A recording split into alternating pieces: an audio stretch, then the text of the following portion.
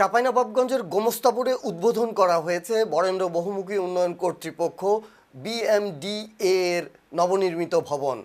বৃহস্পতিবার 28 আগস্ট রহনপুর বাজারস্থ এই ভবনের উদ্বোধন করেন কৃষি মন্ত্রণালয়ের সচিব ডক্টর মোহাম্মদ ইমদাদুল্লাহ মিয়ান।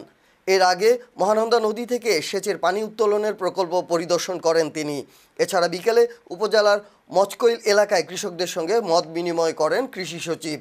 এ সময় আরও উপস্থিত ছিলেন বরেন্দ্র বহুমুখী উন্নয়ন কর্তৃপক্ষের নির্বাহী পরিচালক অতিরিক্ত সচিব তরিকুল ইসলাম, জেলা কৃষি সম্প্রসারণ অধিদপ্তরের উপপরিচালক ডক্টর ইয়াসিন আলী, পানি উন্নয়ন বোর্ডের নির্বাহী প্রকৌশলী আহসান হাবিব, গোমস্তাপুর উপজেলা নির্বাহী কর্মকর্তা জাকির মুন্সি সহ স্থানীয় প্রশাসন ও কৃষি বিভাগের বিভিন্ন স্তরের কর্মকর্তা বৃন্দ।